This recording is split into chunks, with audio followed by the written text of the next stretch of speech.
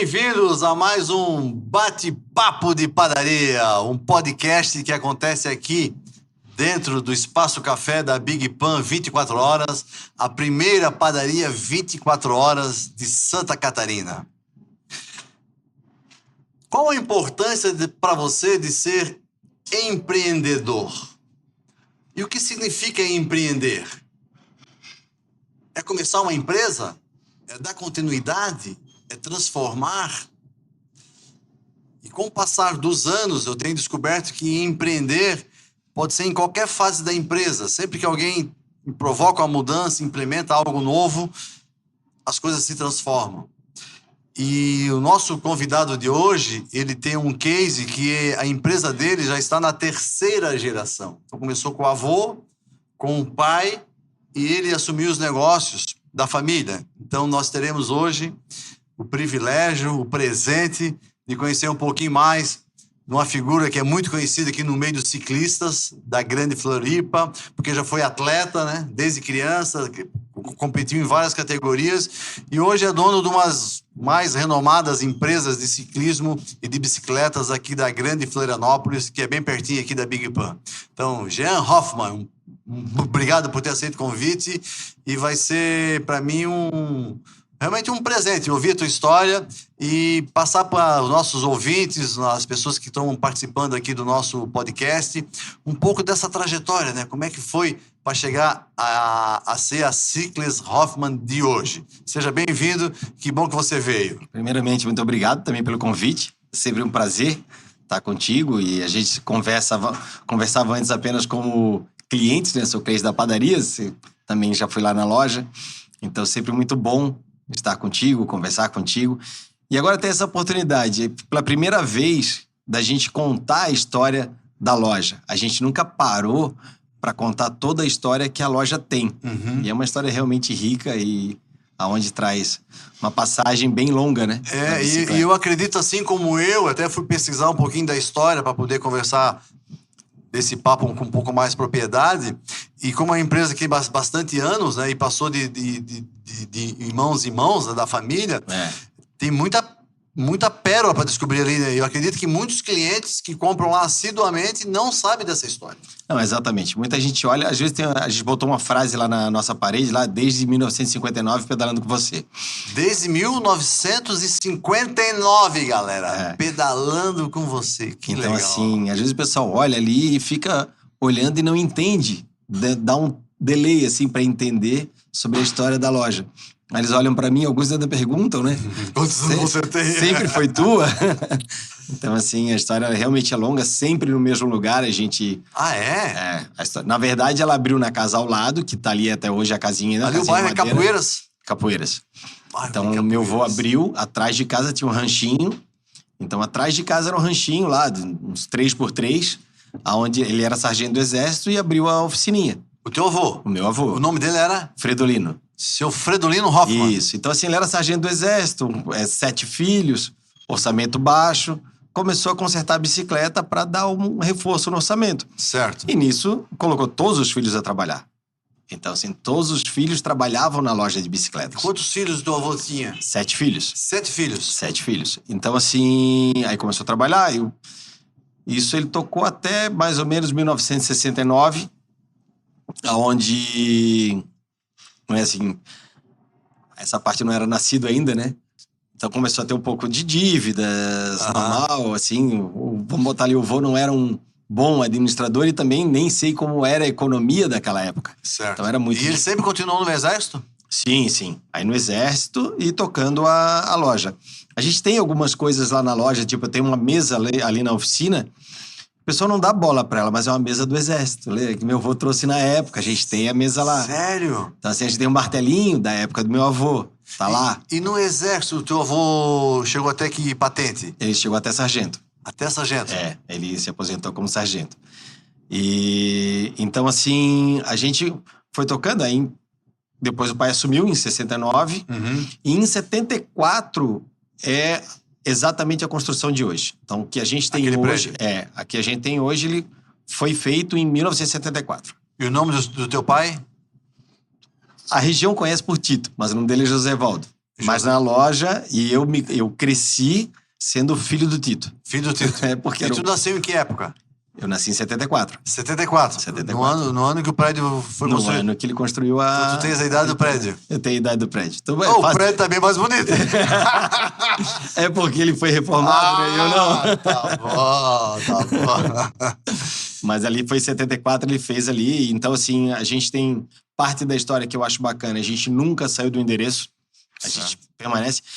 E pouca gente que é de Florianópolis vai entender o que eu vou falar agora. O que você vai falar? A nossa rua era a via geral, a única via de acesso da Palhoça para o centro de Florianópolis. Nós éramos a rua geral. A rua geral Era ali passava na ali. Cândido Ramos. Então, Entendi. quem conhece a nossa loja vai começar a pensar, não tem como. Depois que nasceu a Dibxerém, Certo. e muito depois a Ivo Silveira. Aí você vê.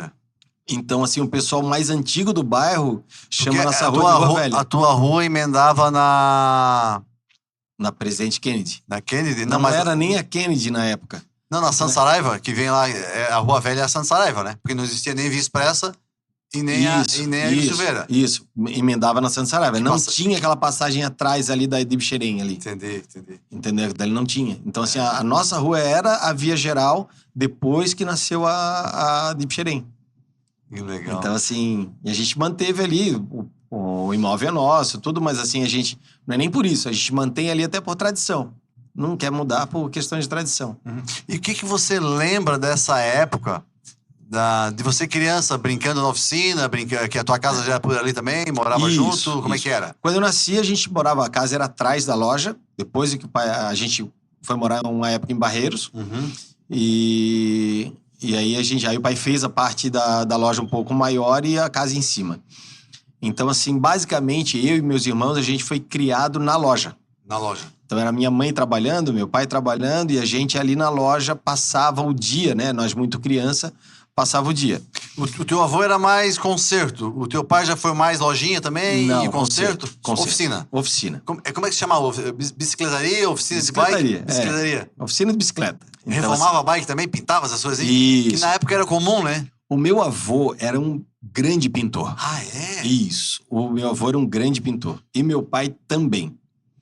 Eu não consegui Como é que era aprender nada as sobre. marcas das bikes da época que você lembra? Assim, ó, da minha época, eu já entrei na parte mais nova, que entrou Caloi e Monarch. Entendi. Mas a gente pegou também uma parte forte da Peugeot, Peugeot. forte aqui. E aí a gente começava a pegar umas bicicletas que eram mais usadas, que eram as Prosdóximo.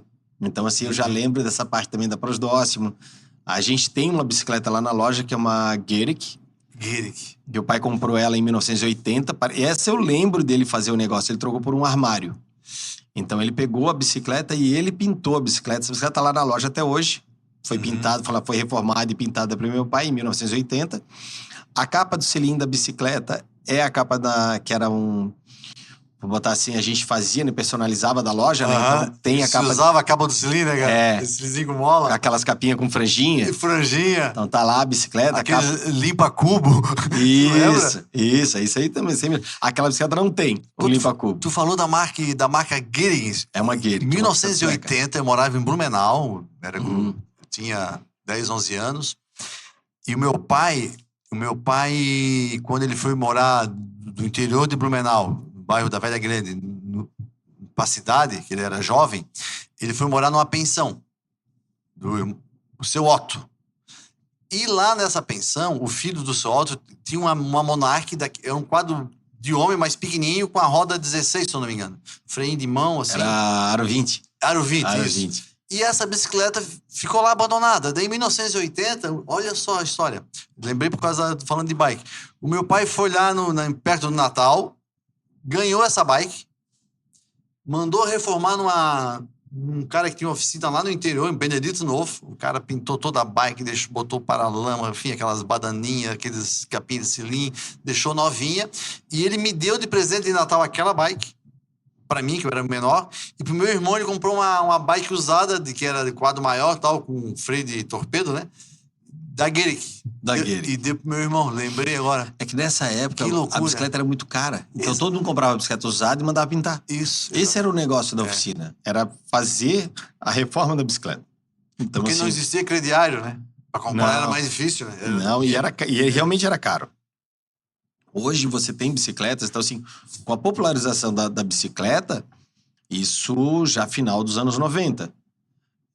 Final dos anos 90 não, perdão, final dos anos 80. Aonde a gente parou de trabalhar com pintura de bicicleta. Na verdade, a gente parou de trabalhar com pintura de bicicleta foi em 97, por aí. 97. Até 97 a gente fazia e era impressionante o volume de serviço em pinturas, porque era muito caro comprar ela nova. Então se pegava a bicicleta e reformava. Hoje em dia, as bicicletas comuns, seria mais caro você reformar do que... Eu não sei aqui em Floripa, porque eu vim morar pra cá em 87, mas lá em Blumenau, que eu morava, em Timbó, que eu morei um tempo também, se usava muito a bicicleta como meio de transporte mesmo, para ir trabalhar, para levar filho pro colégio, para fazer compra do supermercado.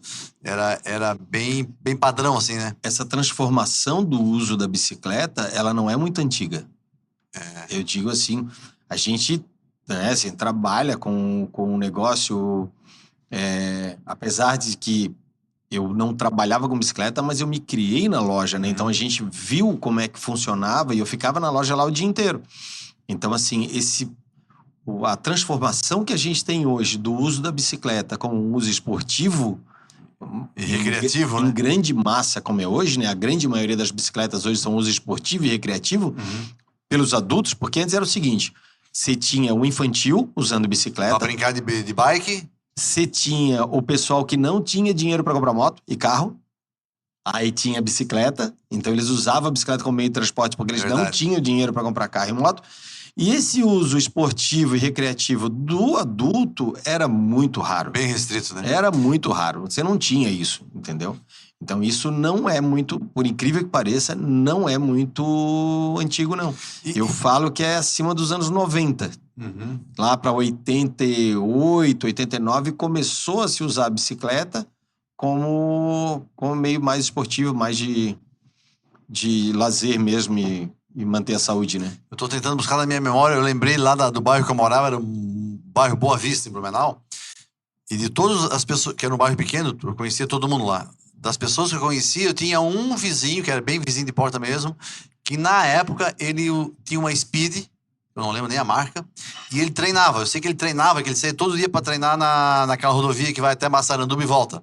O nome dele é Edson. Mas você vê, nessa época ele era a exceção. A exceção da exceção. Parecia um ET, porque dele já usava roupa de ciclista, saía... E nós morávamos numa rua que era paralelepípedo, e pra ele chegar até num lugar bom pra andar, que ela tinha asfalto, era longinho, assim. Ele sofria um pouquinho. Esse pneu fininho, né? E a minha curiosidade é a seguinte, Jean. Você, como criança, você já gostava de bike? Então, nós somos em 3 irmãos lá em casa. Certo. O meu irmão mais velho, ele até gostou um pouquinho de bicicleta. E se tornou atleta, até foi um atleta bacana no atletismo. Certo. Fazia 100, 200 metros e tal, e o pai apoiava muito ele. O meu irmão do meio era do futebol. Aquele que andava com a bolinha debaixo do braço, procurando campinho para jogar futebol. E eu, desde pequenininho, sempre gostei da bicicleta. Entendi. Desde pequenininho, assim, a minha brincadeira de pequenininho era ficar rodando de bicicleta, sabe? Aí, em 82, criaram aquela pista de bicicross no Shopping Itaguaçu. Lembro, isso eu lembro. Aí, então, assim, foi ali onde hoje é a academia Outfit. Ali, porque teve 2 pistas de bicicross no Shopping Itaguaçu. O pai viu a pista, eu tinha já a bicicletinha, tinha uma BMX Pantera. BMX Pantera. Pantera azulzinha. Foi longe agora, hein? E aí o pai trocou a bicicleta e isso até hoje eu acho muito interessante do meu pai.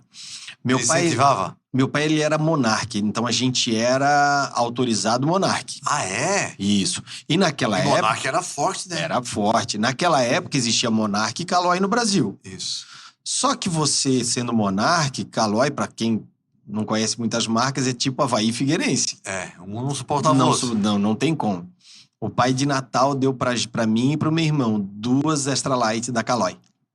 Comprou na Hermes Macedo. Então, assim, a gente não era loja, a gente era bicicletaria de concerto. Mas era autorizado a Monark. Porque era autorizada a Monark. Então o pai era Monark. A gente vendia bicicleta Monark, só que a Monark não tinha bicicleta boa. E o pai pegou e deu 2 Caloi pra gente. Uma pra mim e uma pro meu irmão. Pra gente correr bicicross. Que legal, cara. Entendeu? Então, assim, hoje eu penso assim, pô, o pai é muito mais evoluído do que eu. Eu não daria. Vai andar com as bicicletas que eu vendo e a marca que eu trabalho. A gente tem as marcas que somos concorrentes fortes, mas não anda, meus filhos não andariam de jeito nenhum. E o pai foi lá e comprou 2 Caloi. E você, no bicicross, você conseguiu ter uma evolução como criança, como atleta? Como é que foi essa trajetória? Então, eu corri no bicicross de 82 até 87.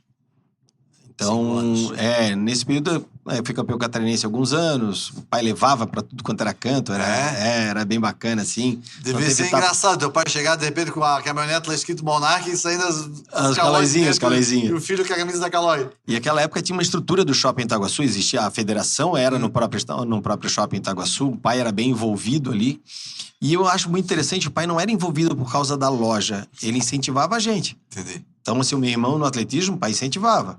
Tudo certinho. Ele era vocês. E aí, na bicicleta, a gente corria, né? Tinha muita corrida em Pomerode, corrida em Blumenau, ele levava em tudo. A gente foi para Novo Hamburgo, então, campeonato sul-americano, então, brasileiro, a gente corria tudo, né? Ele levava... A gente não, eu. Lá de casa, o pai acompanhava, ia junto e... Tem alguma história, assim, algum evento que tu foi achando que ia ganhar e perdeu, caiu, quebrou? Como é que foi? Sul Brasileiro de Novo Hamburgo. Como é que foi isso? Sul Brasileiro de Novo Hamburgo foi a corrida que, pra mim, mais terrível de lembrar. Por quê, Jean? Era tem quantos anos? Não sei falar, mas era novinho, tinha uns 10 anos. 10 aninhos, e daí? E eu fui pra lá, assim, pra ganhar a prova. Lá, assim, tinha grande chance e... Tava preparado pra ganhar? Não, a própria equipe mesmo sabia, o pessoal que tava lá, assim, a gente... Entrei na prova pra ganhar a prova. Só que era muito inexperiente, era grid de largada eletrônico, eu não conhecia o grid de largada eletrônico. Como é que é isso?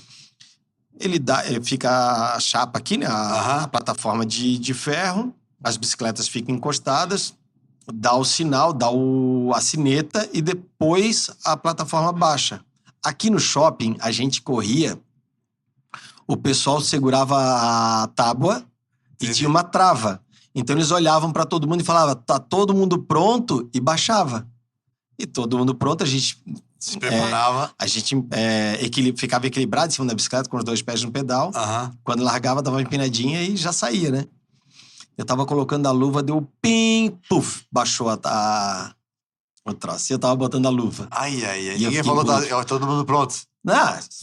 Eu nunca esqueço, eu olhei ali o olho do pai assim, parecia 2 bergamotas na frente do rosto, né? E eu saí em último, na terceira curva consegui ficar em primeiro, já, porque assim, eu realmente estava numa condição bacana. E eu usava um pneu, na época, ele era sem câmara de ar, era bem inovação, assim, era um pneu sem câmara, bem fininho. Era umas rodas tubular, assim, era bem difícil de achar. E aquele pneu era muito fino para aquela pista. Ela estava escorregando demais. E aí, na 4ª curva, eu caí, fui para último, terminei em terceiro. Aí são 3 baterias. Largou a segunda, larguei, fiquei em primeiro, terceira curva de novo, caí na mesma curva que eu tinha caído, caí para último, terminei a bateria em terceiro. E aí, para eu me classificar, se classificavam 2 de cada bateria, para ir para a próxima etapa.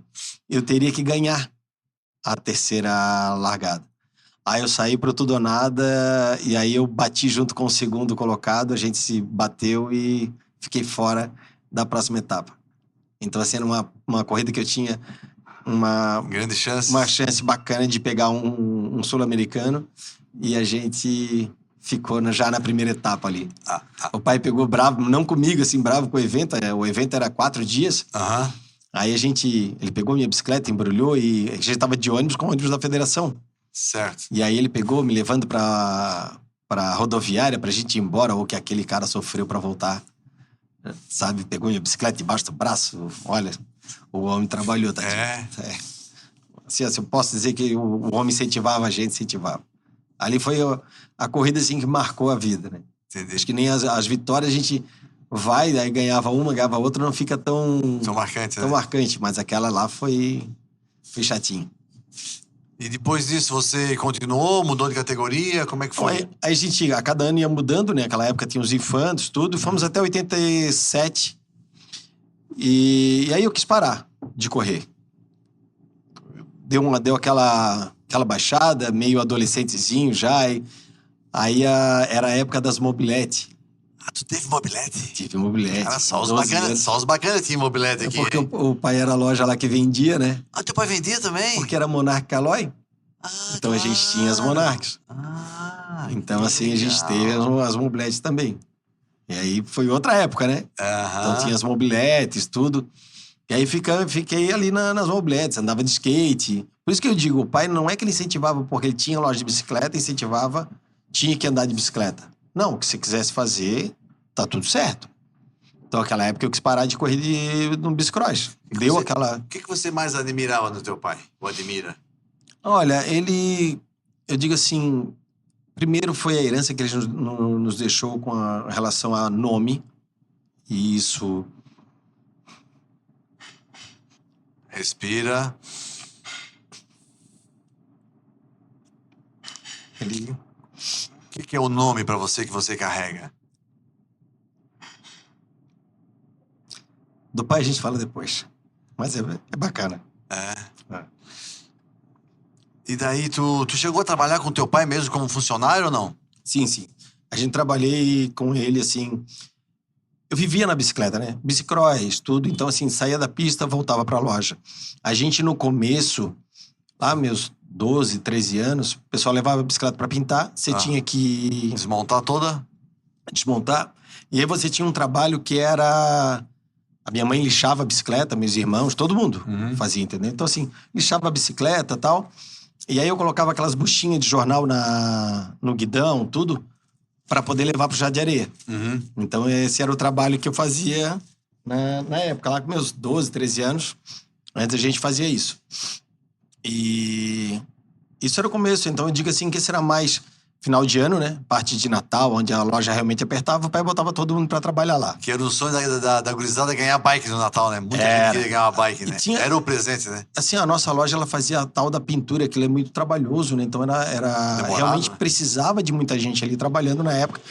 O pai tinha um movimento de oficina muito grande. Que isso tudo mudou de hoje, né? E daí, os teus irmãos também trabalhavam na oficina? Sim, assim, ó, nessa parte ali do fim de ano, de pintar... Todo mundo vinha? Pintar pedal, pintar roda, não era opcional. Entendeu? De fim de ano ali, nós não tínhamos opção. Tinha que ir lá fazer. E ponto. Entendeu? Quer brincar, alguma coisa? Não, a gente tinha que trabalhar primeiro nessa parte da pintura. Quando acabasse o trabalho, tinha direito a brincar nas férias lá do colégio. Certo. Comecinho de dezembro ali era puxadinho. Toda a família. Da mãe ao mais novo. E você foi crescendo, tu foi estudar, daí tu virou atleta de outra categoria, o que aconteceu? Aí falando de coisas separadas, né, da loja da parte de atleta. Então, assim, em 87 eu parei de correr de bicicross. Aí em 88 começou a aparecer a mountain bike. Em 88, no Brasil, começou a vir a mountain bike. Aí eu, legal, a gente começou a montar as mountain bike, aí comecei a andar de mountain bike. Só andar. Que marca que veio, tu lembra? A primeira mountain bike, porque naquela época você não tinha as importadas. Em 88. Sabe, era muito difícil. Na época do bicicross, voltando lá de novo pro bicicross, quem tinha as Carrara eram os mega ricos. Porque assim, a bicicleta boa era a Extralight. E aí depois a Monarch lançou uma concorrente que era ultra leve. E os mega ricos que viajavam, que conseguiam trazer uma Carrara, você não tinha importação aberta. A Carrara? Carrara. Carrara é a bicicleta do ET. Lembra do filme do ET? Claro. Então, elas ali eram as Carrara que eles andavam. Então, a Carrara na época, elas eram as melhores bicicletas que tinham de competição do bicicross. Então, em 88 ali, não tinha ainda muita bicicleta importada, entendeu? Então, assim, a Caloi lançou a Caloi Mountain Bike, que foi a primeira do Brasil. Depois a Monarch, aí a gente era Monarch, e montei uma Monarch pra mim. E aí comecei a andar no mountain bike. Em 89, a gente teve uma corrida aqui em Florianópolis e eu corri, Copa Nescau. Copa Nescau? A Copa Nescau, ela largava ali na Praia Mole, passava pela Galheta entendeu? Ali foi a primeira corrida de mountain bike Participou? que eu participei. Na época, categoria júnior. E como é que foi, Gui? Dei mal, né? Dei mal, o cara não sabia correr, tava sem técnica de prova. Você sempre foi competitivo? É, sempre fui. Esse é um lado não muito bom, mas é por aí. Ou bom, né? É porque, assim, você tem que entrar... Pra mim é muito difícil de largar só pra brincar, tudo. Então, assim, por isso que quando eu parei de correr, parei de correr. Entendi. Às vezes o pessoal fala, vamos entrar numa corridinha só pra ir, assim, não dá. A gente não consegue. Se prepara pra ir pra competir, eu não vou. E aí, nessa época, então, em 89, entrei no cross country, né? Uhum. Eram as corridas que tinha. E naquela época também era interessante. O Campeonato Catarinense Mountain Bike, ele se dividia de cross country e downhill na mesma modalidade. Isso era o campeonato de mountain bike. Ah, é? Então assim, downhill... Com a mesma bike? Tudo igual. Caramba! Downhill. Só que o downhill da época Era não diferente. tem nada a ver com o de hoje. Que hoje é loucuragem, né, cara? Hoje é loucura. Hoje os caras são insanos. Por exemplo, uma das etapas de downhill de Florianópolis foi a descida do Pagará. Sério? Foi. Então, assim, uma etapa do downhill, desceu o Morro do Pagará. Aquela época, as bicicletas sem nenhuma suspensão, nem dianteira, nem nada. O pessoal botava um capacetinho e ia, entendeu? Os capacetinhos de isopor. Isopor ainda, né? A gente andava de fechado. Pra ver como era radical, né? Já dava capacete fechadinho, né? É. Que era do mesmo do bicicross. Entendi. Então, o pessoal do bicicross, a gente andava assim, fazia o downhill com a calça do bicicross que eu tinha, com a camisa do bicicross e o capacete do bicicross.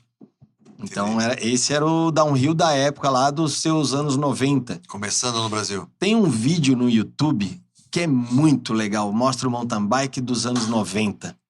Ele foi, na época, o Henrique Coutinho que produziu esse vídeo. É? E Vou procurar. tem uma etapa assim Porque aí teve uma corrida na Pedra Branca. Aí já foi um downhillzinho mais agressivo, entendeu? Mas era só a descida da Pedra Branca. Aquilo não se compara com os downhills de hoje, cheio de rampa, né? Uhum. Então, assim, teve essa corrida lá. Naquela corrida eu fiz terceiro. Pô, foi bem. Foi um downhillzinho que teve lá. Então, a gente teve muitas corridas na época, né? Teve na atual Fazenda 66, que hoje tem uma pista maravilhosa de mountain bike, onde o pessoal do Trilhas do Norte constrói e dão manutenção. A gente tem um movimento hoje em Florianópolis absurdo, né? No ramo de bicicletas, nas trilhas. Nas trilhas. Muito bem cuidado, assim. Tem o pessoal do Ciclotrilhas que cuida das trilhas do centro. Lá na Fazenda 66 tem esse pessoal da Trilhas do Norte. Isso A gente tem hoje pistas públicas de nível de bike park caro. Eu pedalo há muitos anos, mas eu nunca fui de pedalar em pista. Meu negócio é mais cicloturismo e andar em estradão. Então, é que eu divido a história é muito longa, mas assim, o mountain bike ele se divide muito, né? Muitas categorias, né? Hoje, o público... Então, assim, se eu pegar o público lá da loja, que hoje que entra na loja, que treina e que anda muito forte, e treina e compete, todos são de estradão. De estradão. O público de trilha, olha, é mais restrito, né? é 5%. Entendi. É 5%. E aí tem um público que anda no estradão, como você falou, que é o que você gosta, do cicloturismo. Não tá no ramo de competição, né? Não. Mas da turma de competição, eles são tudo do estradão. Eu andei muito de bike lá como criança em Blumenau, né? Eu gostava de brincar de bike, fazer umas pedaladas e tal. E quando eu vim morar pra cá, eu vim sem bike. Eu fiquei 20 anos aqui sem ter bike. E eu voltei pra bicicleta em 2003. Fui fazer um curso em Joaçaba, curso de superior, e era uma vez por mês. E na primeira vez que eu fui, eu falei para um amigo meu, um dia eu vou vir de bike, que o curso era 3 anos, eu falei, um dia eu vou vir de bike. E ele assim, se você vir, eu venho contigo. Não tinha nem bike, eu tava gordo pra caramba, sedentário, mas aquele compromisso que eu assumi com ele, eu fui aqui no falecido Ednei. Ah, legal. Nosso amigo gordão ali, que foi um grande amigo meu. Comprei uma bikezinha de ferro, da mais barata que tinha, e comecei a pedalar. No primeiro dia eu morava aqui em Campinas, pertinho daqui da padaria. Eu saí da minha casa e fui na beira-mar de São José. Eles estavam fazendo a beira-mar e não estava pronta. Eu fui até o final, voltei empurrando, Jean. Não consegui voltar pedalando, tu acredita? Só que no dia seguinte eu fui de novo. E fui de novo. E ele foi. E um ano depois eu tava indo pra Joaçaba de bike. Bacana, né? Legal, né? Transformou, assim. Então, minha vibe é andar de bicicleta. Muito legal. Não, e é assim, tudo quanto é esporte, né? Qualquer coisa que você vai praticar na primeira semana é muito difícil. Isso. E depois você vai pra frente, assim, rapidinho você tem uma evolução. E aonde você se empolga e você tá querendo cada vez mais. A bicicleta tem isso. É um esporte que tem pouco nível de lesão. Então, assim, a parte de lesão, se a gente comparar com outros esportes como corrida e tudo, a bicicleta, ela... Até assim, né? Você faz uma cirurgia de joelho, o que o médico vai te liberar? Ó, pedala, para fazer o fortalecimento. Então, assim, a bicicleta, ela é um esporte onde a pessoa consegue andar, é mais inclusivo, né? Até para quem tem lesão. E você chegou a competir em outras categorias mais alto nível? Até que ponto você foi como atleta? Depois do bicicross, eu corri essa época no comecinho do cross-country lá, no comecinho dos anos 90. Uhum. E aí parei de novo. 95, faculdade, tudo, parei de competir. E aí eu saí da loja. Saiu do ramo? Eu tava trabalhando com o pai já, né? Saí da loja. Em 98, eu fui trabalhar numa indústria gráfica. Nada a ver com o negócio, eu mudei. Mudou de foco. Eu queria, de qualquer forma, sair da loja. Porque era uma loja pequena, e era do pai, e a gente começou a ter diferenças ali, né? Entendi. O pai era uma loja de oficina, e eu já achava que a gente tinha que vender bicicletas. Certo. Até assim, eu tinha umas bicicletas minhas que eu vendia na loja. Mas a loja, ela era oficina, então precisava sair. Aí em 98 eu saí, casei, e aí eu já estava casado, tudo, então assim, não, vamos sair. E aí fui pra indústria gráfica, e trabalhei na Murro Formulários. Na Murro Formulários? Isso. Tinha em Blumenau essa empresa, né? Exatamente. Tinha uma fábrica em Blumenau. Lá em Tupava Central, lá pertinho. É isso aí. Mas tu foi morar lá ou tu trabalhava aqui? Não, eu era vendedor aqui de Florianópolis. Você era tipo um vendedor, representante? Era um vendedor aqui, né? Era um CLT, não era representante comercial. Entendi. E então eu tava em 98, só que o que eu fazia? No sábado eu trabalhava com o pai para deixar o pai ir pra praia. Ah, é? Aí ele ia pra praia e ficava na loja pra ele sábado, pra deixar ele dar uma descansada dele, entendeu? Então assim, a gente foi tocando. Tinha uma amizade muito bonita ali, morava do lado da casa dele. Aí até 2003 foi quando ele faleceu, e é onde eu não queria tocar a loja. Ah, tu não queria? Não, Por que você não queria, Jean? O que acontece? Eu tava na gráfica e eu tava bem. Ganhava um salário bem bacana. Certo. E a loja não dava o meu salário. Entendi. Então assim, por que eu vou largar algo que tá muito bom e vou pegar uma loja que não... Pra ganhar menos. Pra ganhar bem menos, sabe? Então, cada um dividiu a função lá do que era pra fazer assim que o pai morreu, né? Então, um irmão ficou cuidando de umas coisas, eu fiquei cuidando das outras, e o meu compromisso foi assumir a loja pra fechar ela. Aí entra a falta de experiência de vida. Entendi. Ou você baixa a porta, né? Você que é empreendedor. Hoje eu faria isso, né? Só que eu já tenho 50, na época eu tinha 29. Ou você baixa a porta. E liquida o que tiver dentro. E você vai pros parceiros, né? Pra quem tem loja, e vende aquilo que tem ali. Ou você vende a empresa. O que eu queria? Porta aberta e vendendo os produtos dia a dia. Isso não tem como. Então aquilo era uma bola de neve. Acabava o pneu, você tinha que comprar pneu e câmera de ar junto. Se começava... E tu chegou a sair do teu trabalho pra fazer esse processo primeiro? Não, na época eu tinha umas férias pra tirar, eu pedi umas férias pra eu poder só ajeitar a loja pra fechar. Os teus irmãos também não queriam? Não, porque os dois são militares. Ah, eles seguiram a carreira... Os dois são militares. Militar. Hoje são um coronel aposentado. O teu pai chegou a ser militar ou não? Não, também quis ser, não conseguiu. Ele não passou no teste médico na época, ele tinha uns reumatismos e tal, não conseguiu passar. Certo. E aí o sonho dele era os 3 filhos militares. Então eu tenho a ovelha negra aqui que não seguiu o sonho do pai. Mas enfim, ele tentou. Tentou deixar os 3 como militar e eu não... E dos filhos do teu avô, mais alguém foi militar ou não? Não, a família tem bastante. Tem bastante? Tem bastante. Meu primo é coronel, tem outro que é sargento, tio... Tio também, o tio se aposentou como major. Que legal. Tem outro tio que é sargento, primo é sargento. Ah, é? Então tem primo sargento, primo coronel, bastante. Entendi. Bastante. Então a família ficou bem pro lado da polícia militar, né? Mas então é isso. Aí, nessa época, eu peguei a loja e disse, não, vou fechar. Isso em 2003. Uma curiosidade, Jean. Teu pai faleceu, imagino, o baque que foi pra família toda, loja fechada. Quantos dias ficou fechada? Não, foi Um dia. Um dia. Um dia, fechado. E como é que foi pra você abrir a loja sem ele? Ah, não, foi bem difícil. Na época, eu e meu irmão mais velho, a gente entrou na loja porque o pai faleceu dia 15 de dezembro. Puta, bem no auge do dezembro, Natal. aquela loucuragem. Precisava faturar, entendeu? Entendi. Só que o pai era extremamente organizado com as contas. Era uma empresa bem pequenininha, não tinha nada a pagar. O pai comprava quase tudo à vista.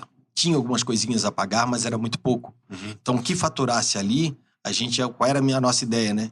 Fatura o Natal, quita os funcionários e começa já a fazer as rescisões. Entendi. Então, esse era o nosso compromisso. Estratégia. E aonde eu e meu irmão, a gente trabalhou ali juntos. A princípio, a gente não sabia o que fazer, né? Uhum. Então, seu pai faleceu do nada, foi cardíaco. Então, assim, a gente falou assim, ó, vamos terminar o ano e depois a gente vê o que faz. E aí os dois vieram falar comigo, cara, toca a loja. Aí eu assim, não, eu vou fechar e eu quero tocar a gráfica. Eu tava indo bem lá, a gente tava virando gerente lá. Então, recém-casado? Tava virando gerente lá, tava... Empolgado? Tava empolgado com o trabalho, gostava do trabalho. Entendi. Ainda bem que eu não fiquei, que a empresa faliu, eu ia fechar as portas depois lá. E na época não pedalava também, tava parado com a bike? Nessa época eu tava parado. Entendi. 100%, totalmente outro rumo. 100% parado com a bicicleta. O que fez você mudar de ideia? Então, aí o que aconteceu? As coisas começaram a caminhar para um outro lado e eu não conseguia fechar a loja. Então, como eu falei antes agora, assim, eu fiquei com a porta aberta e aquilo virou uma bola de neve, eu não conseguia, era uma frustração minha, assim, chamei meus irmãos e falei, olha, eu não consigo fechar a loja, tá aqui, vocês veem o que vocês vão fazer, mas para mim não dá. Aí meu irmão falou assim, cara, eu tô bem na polícia, o Magrão tá bem e tem uma empresa tua, tá aqui, tu toca e vai ser melhor pra ti. Aí eu assim, pô, será? Aí eu peguei, aí toquei os dois. Fiquei na gráfica e fiquei na loja. Entendi. Fiquei tocando os dois, até 2006. Eu fiquei 3 anos... 3 anos nessa vida... Numa vida louca, entre a loja e a gráfica. Aí chegou em 2006 e eu pedi demissão da gráfica. Tinha quantos funcionários quando teu pai faleceu? Nós tínhamos 4. 4 pessoas. Mesma quantidade de hoje. Eu cheguei a 7, hoje eu reduzi para 4 e o pai já teve bastante. O pai já teve 16 mecânicos. 16? A gente teve. Cara, que volume de... Era uma coisa louca, porque assim, todas as bicicletas que você comprava, Queires, Desapel, Arapuã na época... E montar ali. A gente fazia montagem nas lojas. Entendi. Ganhava montagem. Ganhava, tipo... Eu lembro na época era R$5, não dava $5. Entendeu? Então, se vamos botar no dinheiro de hoje, não dava R$25. Entendi. Não tinha como fazer dinheiro com aquilo, sabe? Girava dinheiro, mas não vinha, né? Então, no final, assim, a gente estava com bastante trabalho. Só que o que eu digo, o mercado do pai era outro, né? O pai ganhou dinheiro também. Antes de falar da tua mudança na loja, eu queria que você me fizesse entender. Quando você olha a empresa que era do teu avô, que foi do teu pai, que eles deram a vida ali naquele negócio, qual foi o legado? O que eles deixaram? Então, por que você não conseguia fechar? Porque, pô, se quisesse mesmo, tinha fechado, né? Alguma coisa não fez você não conseguir fechar, né? O que tinha ali e qual foi o legado? Então, assim, ó, o meu avô, eu não confesso assim que eu não lembro dessa parte da loja, eu não lembro. Quando eu nasci e comecei a me criar, eu lembrava do meu avô, mas meu avô já estava adoecido. Certo. Então ele ficava na loja sentadinho numa cadeira, então eu lembro dele sentadinho na cadeira, mas não lembro dele como loja. Não lembro do pai, né? Até porque já era nessa parte nova que eu digo que ela ficou em 74. Até eu começar a lembrar das coisas, sei lá que ano que era. Então, assim, é incrível nesse período como o processo muda. E atualmente o mercado de bicicleta está vivendo uma mudança muito grande. Uhum. Muita gente passando dificuldade nesse momento que a gente está vivendo um momento pós-pandemia, que para algumas pessoas pandemia já passou faz tempo, para nós, mercado de bicicleta, ela ainda existe a ressaca da pandemia que bateu muito forte para nós. Sim. Então, assim, resumindo, o mercado do pai entrou, na época do pai, você tinha uma época ele ganhava muito dinheiro com pintura de bicicleta. Depois ele fazia contratos. Então, assim, você imagina que bicicleta do Correio, Jornal Estado, Diário Catarinense, Folha de São Paulo, Era essas bicicletas de padaria. Pois é, As né? padarias Eu faziam tava lembrando, entrega. velho. Padaria entregando pão de bike, né, cara? Tudo era consertado lá com a gente. A Verdade. gente era referência aqui no continente inteiro. Uhum. Então, tudo era feito ali. Então, tinha um volume de trabalho muito grande, por isso que ele tinha muitos Mão de obra mecânicos. braçal, né? É. Então, assim, esse era o negócio do pai, por isso que ele nunca foi para a parte de vendas. O negócio dele sempre foi mecânica. E ele era um excelente mecânico. Entendi. Naquela época, você pegava um quadro, cortava o quadro ao meio, refazia ele. Soldava e tal. Era aquele equipamento de solda lá Era, na o cara loja. era um artista, né? Era o dia inteiro aquilo ligado.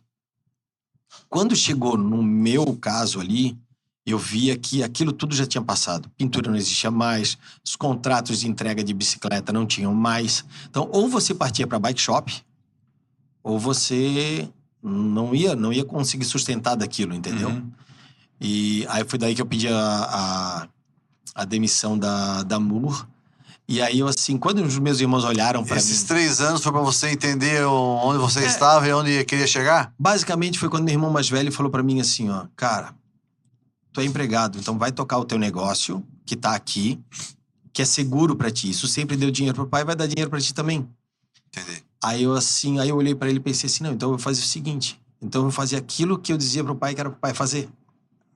Era a minha visão Entendi. do negócio. É onde a gente... Por isso que eu saí, a gente tinha um atrito. Eu queria trabalhar de uma forma e o pai de outra. Entendi.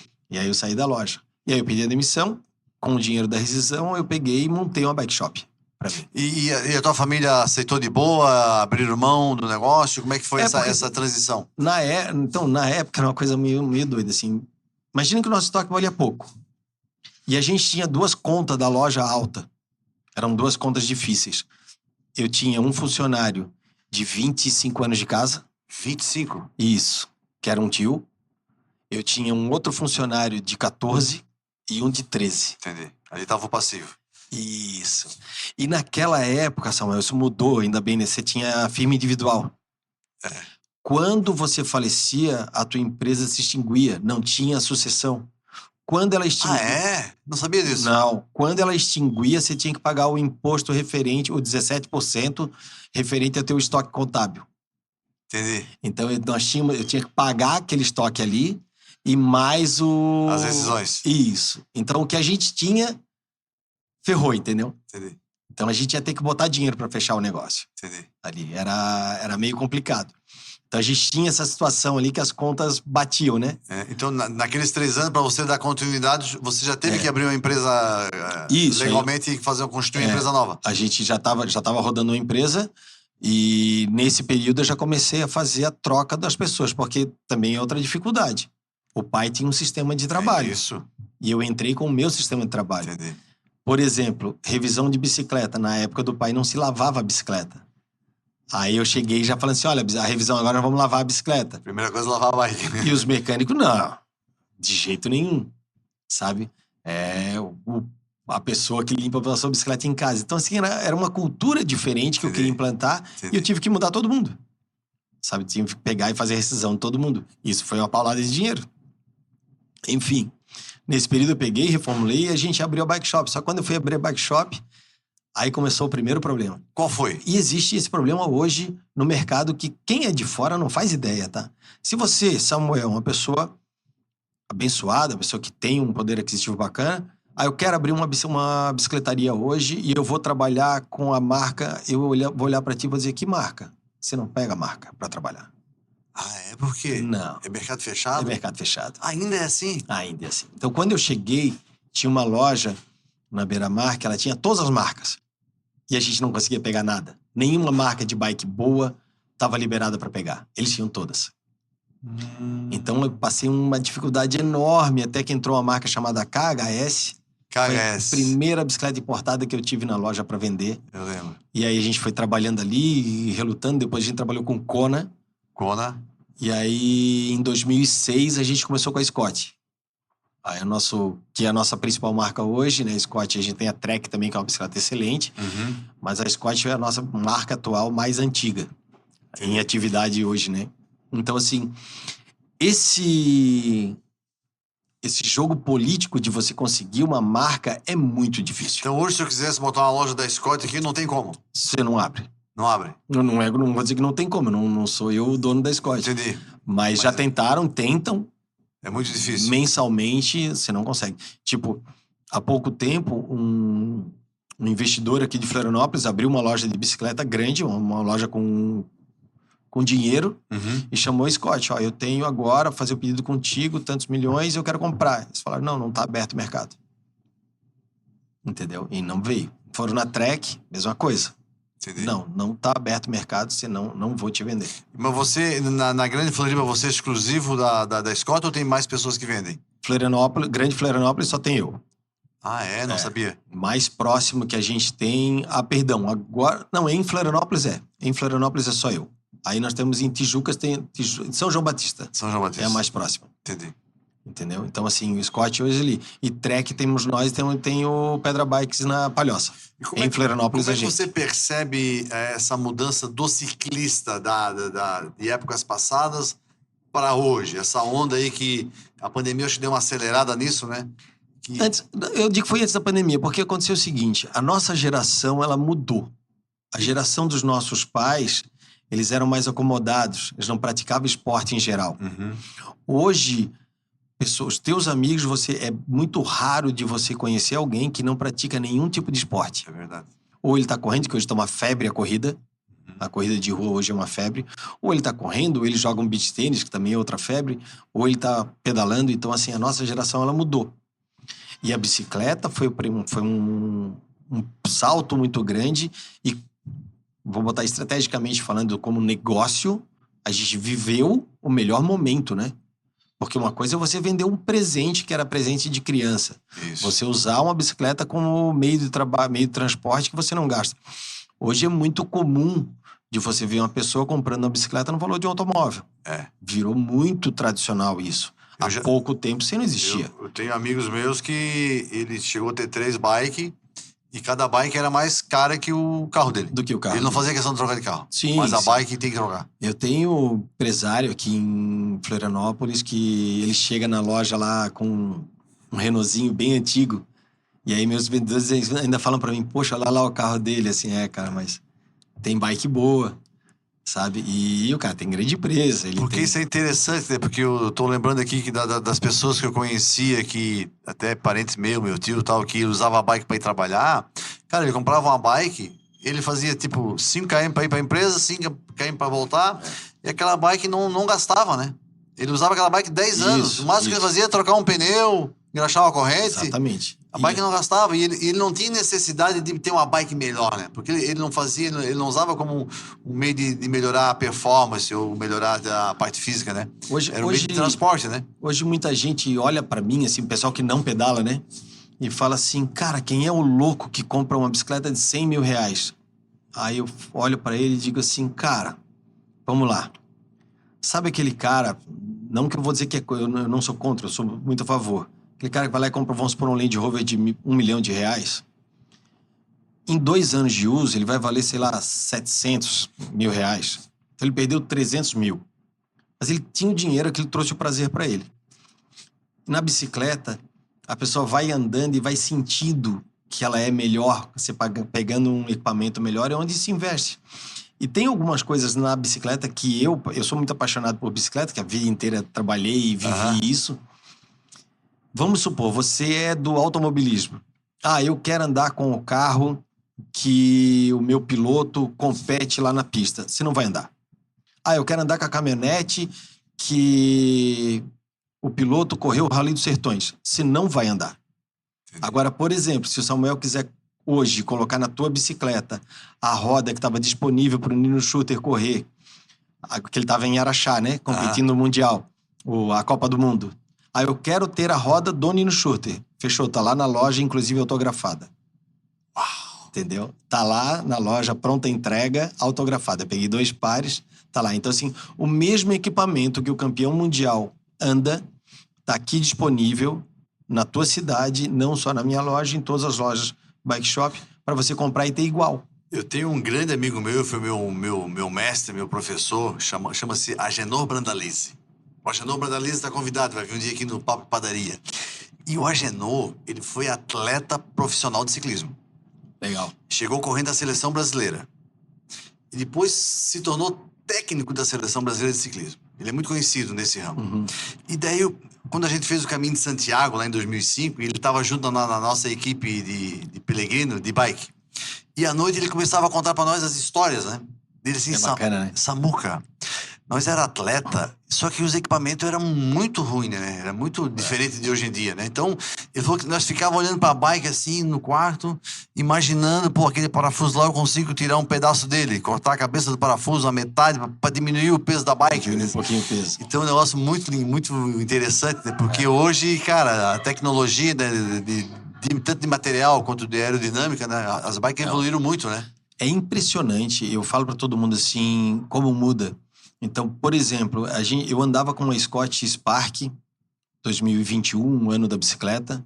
E a bicicleta era maravilhosa. Aham. Aí, de repente, a Scott remodelou o quadro, que agora tem o amortecedor dentro do quadro, tudo é um quadro todo remodelado. Aí eu assim, bom, legal. Assim, bom, a bicicleta é mais bonita. Aquela história, eu sou obrigado a vender, né? Aham. Então a gente fala tudo aquilo que mudou e ok. E eu peguei uma bicicleta dessa pra andar. Incrível o que eles conseguem fazer de diferença da bicicleta. E é por isso que você vai vendo também os tempos baixando, né? Assim, por exemplo, a gente falou no downhill antes, por que que existem o esporte hoje com aquelas rampas tão grandes, tão difícil de passar? Já viu a bicicleta que eles usam? Já viu a qualidade de amortecedor que eles têm? Os freios que eles têm? É absurdo o que tem ali de tecnologia. É absurdo. E muda muito. Muda demais. A roda da bicicleta você muda. Para mim, o equipamento que você muda numa bicicleta que mais é sensitivo nas pernas é a roda, né? Eu ia te fazer essa pergunta. O que mais impacta, vamos supor, numa mudança que o atleta ou o ciclista percebe mais rápido, assim? Nada igual a roda. Por quê? Nada. Peso rotacional. Tudo que é peso rotacional é mais importante. Entendi. Então, assim, por exemplo, você trocar o pedal da tua bicicleta, botar um pedal leve, é mais importante que você trocar um guidão, trocar um banco, um canote selim. Então, vamos supor, se você tira 500 gramas da tua bicicleta trocando guidão, banco, canote selim, muito melhor tirar isso da roda. Ah, é? Claro. Então, assim, a roda é muito sensitiva. Entendi. De você colocar e ela realmente... Você dá a primeira pedalada e você vai sentir a diferença da bicicleta. E tem o quadro, claro, que é o coração da bicicleta, né? Uhum. Então, tudo tá preso nele, então o quadro tem que ser importante. Mas, partindo do que você já tem um quadro bom, primeiro componente, roda. Depois a suspensão. E tem uns mitos aí na questão da fibra de carbono. Até que ponto é vantajoso ou não é vantajoso? Então, Ou depende de para que eu vou Não. usar? na verdade, eu nem vejo como um mito, porque atual... Mas existe muita gente que ainda fala, né, sobre a fibra de carbono. É o equipamento principal da Fórmula 1. Então acabou o que a gente falar contra, né? A fibra de carbono ela é maravilhosa para bicicleta. Maravilhosa. É um processo de construção complicado, pouca gente sabe como é que constrói a fibra de carbono, mas ele é extremamente danoso à saúde e tudo, né? Uhum. Mas como produto pronto, ele é maravilhoso. Maravilhoso. De você andar, de você ter uma bicicleta confortável e eficiente, não tem igual. Para quem está nos ouvindo aqui no Papo de Padaria e talvez nunca pedalou ou tem vontade de pedalar, tu consegue transmitir para nós qual a vantagem que as pessoas têm de começar a pedalar? Que benefício ela vai proporcionar para ela e para a saúde dela? Então, tenta deixar o carro em casa se você tem um trajeto de 3 quilômetros, até 3. Até 3. Deixa o carro e vai um dia de bicicleta. E começa a sentir a tua cidade. Primeiro que você vai ver tua cidade diferente. Certo. Né, assim, a gente reclama, né, do trânsito, do estresse que é, de você ficar na sinaleira, de você... Poxa, tá tudo trancado. Você já parou para pensar que você faz parte do problema? Né? Então, todo mundo faz parte do problema. Ninguém pega, assim, até 3 quilômetros, 4 quilômetros e fazer esse trajeto de bicicleta. A hora que você começa a fazer isso, você começa a ampliar a sua visão, aí começa a entender o quanto é mágico realmente usar a bichinha, que é... Essa daí, como o bichinho te mordeu lá no passado e você pedala, você sabe que é por aí. Você tava falando, eu tava imaginando assim, eu não uso pra vir trabalhar, entendeu? Mas eu uso como pra melhorar a saúde. Pra melhorar a saúde. Eu sempre falo, tô meio encucado, grilado, eu pego a bike, vou dar uma pedalada, muda o meu dia.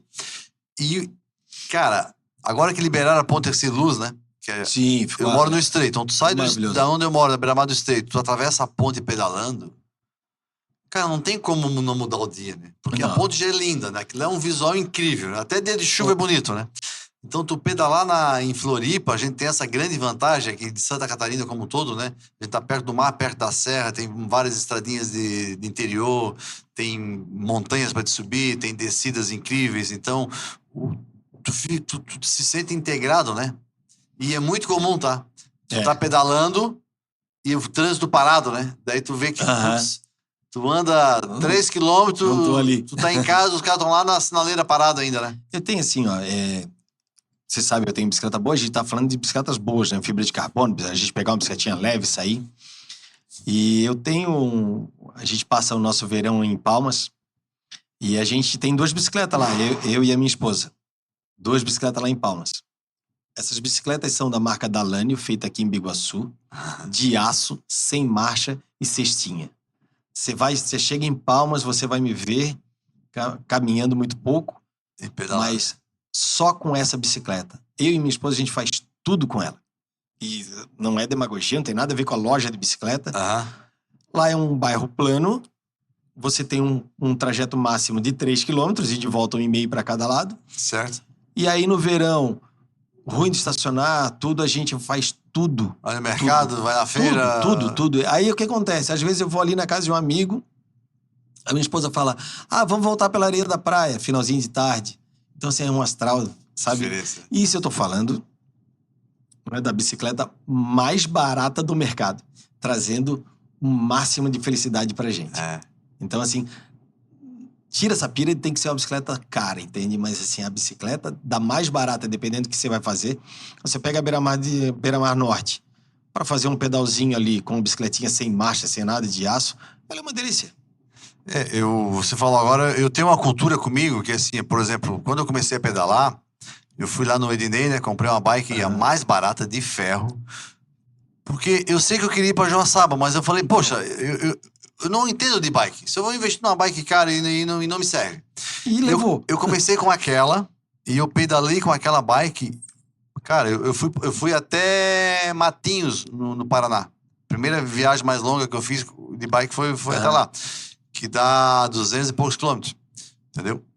E voltei de carro, que a minha esposa me trouxe depois de carro. E daí, antes de eu fazer a viagem para Joaçaba, um dia veio um cliente na padaria com a Caloi, já de alumínio daí, com um câmbiozinho a cera, passador, um negocinho. Câmbiozinho já tudo melhor, né?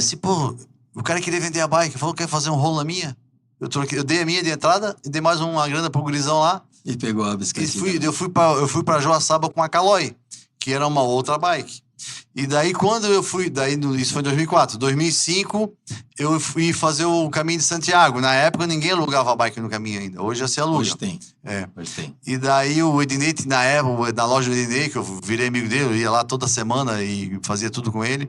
Ele tinha uma GTS não sei o que lá. M5. Azul e branco, uma bike que era mais linda que na loja dele era 2003 aquela. por aí. E a bike ficou um tempão lá, não vendia porque era mais cara. Eu consegui fazer vender a minha, eu vendi a minha e paguei a diferença e eu fui pro caminho de Santiago com essa bike. Então, assim, eu sempre fui evoluindo de bike porque eu fui evoluindo no meu trajeto. Exatamente. O que aconteceu? Você começou com a de ferro e ela serviu. Claro, resolveu. Ela resolveu. Só que aí a coisa começou a ficar séria. Isso. E aí você começou a testar outros produtos. Isso. E aí, claro, elas são muito mais gostosas de andar. É óbvio, eu brinquei, foi semana passada com um cliente lá da loja. Ele tava perguntando, ele olhou uma bicicleta boa e ele falou pra mim, cara, por que eu vou ter que comprar uma bicicleta boa? Aí eu falei pra ele, cara, vamos lá, vai. Você sabe que esse pessoal faz o pedal mais longo. Aí assim, então vamos supor, você vai daqui à Bahia de carro. Se você pegar um Fiat Uno, eu tenho certeza absoluta que ele vai chegar lá. Não teve o Jesse lá e o Churastei que estavam de Fusca nos Estados Unidos? Isso. Então você vai de Uno até lá. Mas se eu pegar uma Land Rover Defender, carro bem mais caro, você vai mais confortável, é mais prazeroso. Essa é a bicicleta também. Então você vai ter uma bicicleta boa para pedalar, ela vai ser mais levinha, ela vai te convidar para andar mais. No final você faz mais exercício, porque a danadinha te convida a você fazer algo mais bacana, né? Isso falando do ciclista de passeio. De passeio, né? Porque quando a gente fala de competição... Daí não aí tem escapatória, né? Não, aí a tecnologia joga contigo, né? É. Aí tem a competição, a tecnologia joga contigo. Então, a bicicleta, eu digo assim, mas isso que eu digo, ela é fantástica. Desde a de ferro, a bem basiquinha, que ela serve para algumas coisas mais legal do que as super esportiva. Uhum. Então, se, por exemplo, eu não vou pegar minha bicicleta super esportiva para andar lá em Palmas, ela não é legal de andar lá. Entendi. Aí eu uso a de ferro. Agora, também não vou pegar a bicicletinha de ferro e querer, sabe, descer um morro lá do Pagará com a bicicletinha de ferro, que não dá, né? É. Então, assim, não vai dar certo. Quando as pessoas pensam em bike e pensam na Cycles Hoffman, qual que é o diferencial? Por que as pessoas devem comprar com você? Então, eu prezo por um lado, e aí entra, que eu não consegui falar, lá do meu pai, lá de trás, sobre nome, responsabilidade e respeito. Então, Nome, assim, responsabilidade e respeito. Então é assim, Samuel comprou uma bicicleta comigo para todos os clientes, então todos que compraram bicicleta comigo, eles vão lembrar de ouvir isso. Independente se sou eu que estou atendendo ou o meu vendedor, antes dele sair eu paro ele e digo, obrigado, você comprou a bicicleta aqui comigo, então assim, eu sou o dono e eu estou assumindo a responsabilidade. Qualquer problema que você tiver, você esquece nota fiscal, você esquece tudo, você traz para mim com uma certeza, eu vou resolver. Legal. E se eu não resolver, eu quero que você olhe meus olhos e diga pra mim, tu não tá cumprindo com a tua palavra. E aí eu vou resolver. Entendeu? Então, assim, esse é um compromisso que eu tenho, que é o respeito com quem tá pedalando. Porque, assim, a loja de bicicleta, Samuel, ela tem dificuldades. É um mercado difícil? Poxa, gente, é um mercado difícil. Hoje não tem mais mercado fácil, né? Agora, quem que entra numa loja de bicicleta, como a minha, bravo? O cara entra feliz, porque ele tá comprando felicidade, né? Ele tá feliz, ele quer comprar a parte bacana da vida dele. Isso. Então eu digo assim, eu não posso tirar esse cara dessa parte bacana e deixar ele bravo. Entendi. E, inclusive, assim, todo o meu ciclo de amizade de hoje, todo, que a gente vai nas casas, que eu sou padrinho, me tornei compadre, todos são meus clientes. Não é que os meus clientes, meus amigos viraram meus clientes. Não, meus clientes viraram meus amigos. Uau! Isso é muito diferente. E isso eu falo 100% do meu ciclo de amizades, aonde a gente, né, meu compadre. Hoje eu moro aonde eu moro hoje, eu moro aqui no Cobrasol, Uhum. porque 2 amigões meus não deixaram eu morar em outro lugar. Sério? Foi a história, não tem nada a ver com bicicleta, mas foi engraçado. Não deixaram. Todos os 2 eu conheci da onde? Da loja. Da loja. Da loja. Eu digo que não é mais meu amigo, ele é meu irmão, a gente se trata como irmão, cuida um do outro como irmão. E o outro é um grande amigo meu. E era engraçado, assim, fui olhar outro apartamento, ele era corretor, Uhum. e aí o pessoal ligava pra ele porque eu tinha um imóvel pra dar na troca. Ele falava, ô Jean, tu tá vendo um imóvel em tal lugar? Olha, não vai olhar aí, cara, vem aqui que eu tenho aqui pra te ser meu vizinho. Olha, foi... Nem minha filha, minha mãe, nada sabia que eu tava olhando apartamento e ele sabia. Então, assim, foi muito engraçado. E hoje tu pedala ainda, já? Então, eu parei um pouquinho, eu fiz a cirurgia de joelho há pouco tempo. Eu dei um probleminha aqui na época do Ironman. Tu foi fazer Ironman também? Fiz em 2017. Completou? Claro. Sério? 2017. Como é que é isso, cara? Acabou de acontecer agora, faz uma semana aqui em Floripa. Agora, domingo. Foi domingo, não fazia uma semana. Essa prova emocionante, eu tava conversando ali nos bastidores sobre Ironman, então... Essa prova eu já estava aposentado, já estava parado e não queria mais correr mais nada na vida, assim, não, chega. Só que eu trabalho com um negócio, aí 2016, o Pipo aqui do Café do Cabelão, e aí tem o Jean Urso, uma turma muito bacana, eles vindo do Iron e todo mundo feliz que tinha feito o Iron, olhando pra eles assim, vão me empurrar numa encrenca dessa. E eu cheguei, do nada, liguei pra Mari, da Time, e falei, quero fazer o Ironman. Ela, Jean, que legal, tal, que ano, assim, ano que vem. Um ano antes? Faltavam 10 meses. 10 meses? Aí... E tu tava parado? Aí ela assim, Jean, parado. Caraca. Tava parado. Jean, eu acho que não dá, mas vamos vendo. Ela pra mim. Eu peguei, entrei, abriu a inscrição do Iron, pré-inscrição. A Mari botou pros atletas da Time que E eu fazia pré-inscrição lá. Aham. Sabia, eu entrei e fiz inscrição. Assim, Mário, a inscrição tá feita. Só que tinha um detalhe. Qual? Pequenininho, mas dava pra superar. Eu não sabia nadar. Eu ia te perguntar, tu já nadava, corria? Não sabia nadar. Não sabia nadar? Aí eu peguei, fiz a inscrição, paguei. Na loja, nunca esqueci. Mas Assim, também é só 4 km e mar aberta, tranquilo? Era umas 10 da manhã, paguei a inscrição, levantei da cadeira e fui na academia da esquina, que era a Limite. A limite. Aí tinha o professor lá, que era o Tita. Aí eu falei, Tita, eu preciso aprender a nadar, cara. Só que eu queria um horário que tu tivesse vazio. Um pouco mais de atenção. Ele, não, fechou, cara, pode ser esse horário, 11 da manhã. Fechou. Aí ele pegou, mandou eu entrar na água na hora. Eu já peguei, entrei na água, ele mandou ir e voltar na piscina. Eu só consegui ir. Mas eu já fui na força do ódio, assim, né? É. Aí dei uma respirada, voltei, não consegui voltar. Ele assim, não, legal, cara, tu vai aprender a nadar. Aí eu falei pra ele, ó, em maio eu tenho que nadar 4 quilômetros. Aí ele assim, por quê? Assim, não, senão eu vou morrer na água e a culpa é tua. Aí ele assim, o que tá querendo aprontar, cara? Assim, tô inscrito no Ironman. Ele assim, não te escreve que não dá tempo.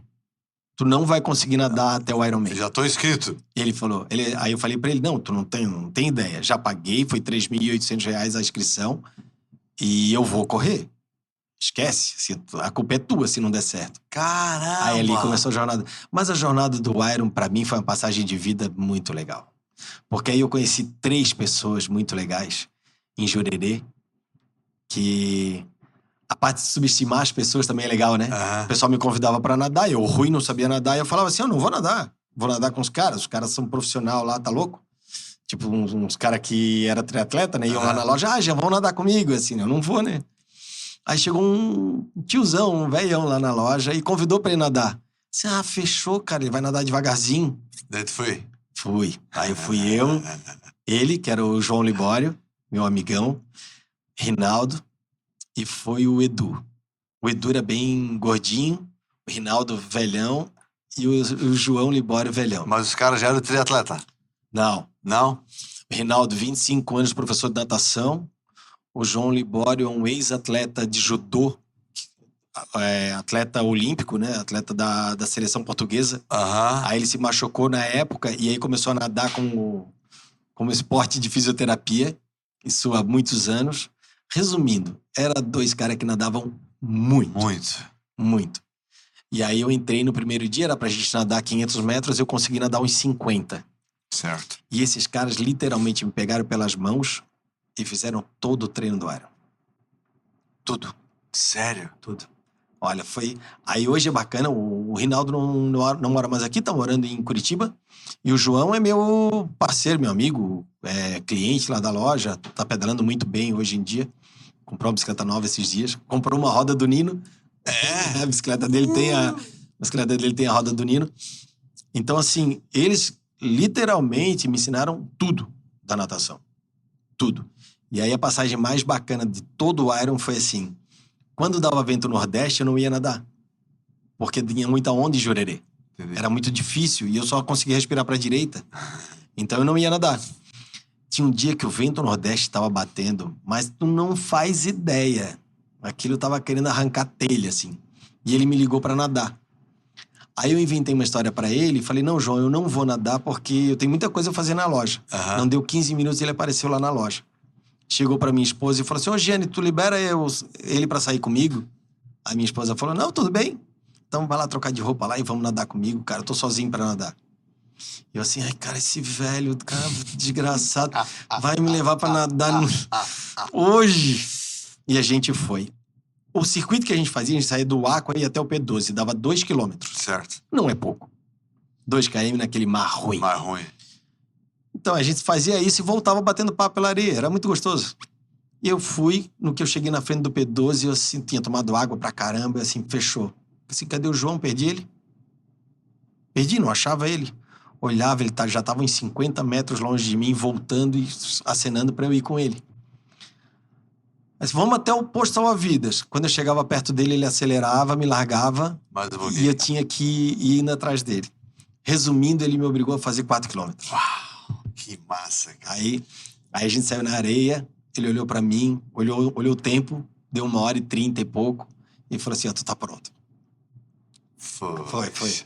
E você, como é que se sentiu? Não, aí assim, né? A gente tem lá, 2 horas era o tempo da natação, que eu achava que eu não ia fazer. Quando eu olhei assim, 1h34, eu Como fiz no tudo. Nordeste? Aí ele pegou, olhou pra mim e falou assim, ó, é impossível estar pior do que hoje. Põe isso na tua cabeça. Isso é o treino que eu acredito. E o treino tem que ser mais difícil que a prova. Não, então. E assim, aquilo marcou de um jeito, porque primeiro, eu não ia treinar de jeito nenhum. De jeito nenhum. E se eu soubesse que era pra ir e voltar, eu não ia de jeito nenhum. Ele sabia o que ele Não. queria. Ele foi, obrigou a fazer. Só que o que acontece? Cabeça de atleta. É um atleta, um ex-atleta de seleção olímpica. Então, assim, ele sabia que eu precisava passar por aquilo ali. Uma dúvida que eu acabei não acompanhando a prova. A prova tu nada paralela à praia ou tu vai pra dentro e volta? Ou faz um quadrado? Eles montam um M. Um M? Ah, Então, sim. assim, você vai, faz uma perna longa, a gente chama Ah. uma perna mais longa, volta na areia. Entendi. Você corre 50 metros na areia, entra na água e faz a segunda perna do M. Ah, é? Isso. Então é legal que você dá uma passadinha na areia ainda, Entendi. entendeu? Então você vai pra fora mesmo, faz em torno de 1 quilômetro pra dentro, por aí, acho que é mais ou menos isso. Uhum. Dá 1, 2... dá 1 quilômetro e pouquinho pra dentro. Tu correu em 2017? 2017. Pô, se eu te falar que nessa época eu treinei uns 6 meses. Natação? Não, pra triatlon.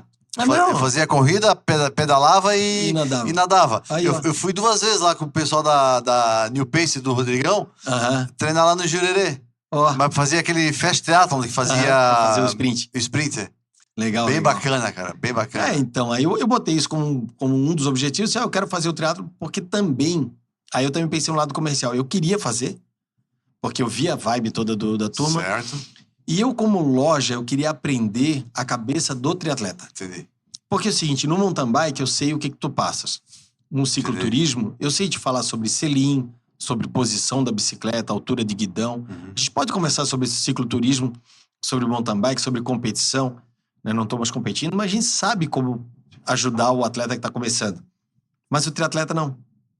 Então eu ouvia muita coisa, e muita coisa que era muita besteira, que eles falam sobre a posição do ciclista na bicicleta de triatlo é bem para frente, que é para proteger a posterior da coxa para depois correr. O pessoal falava isso. Não tem nada a ver.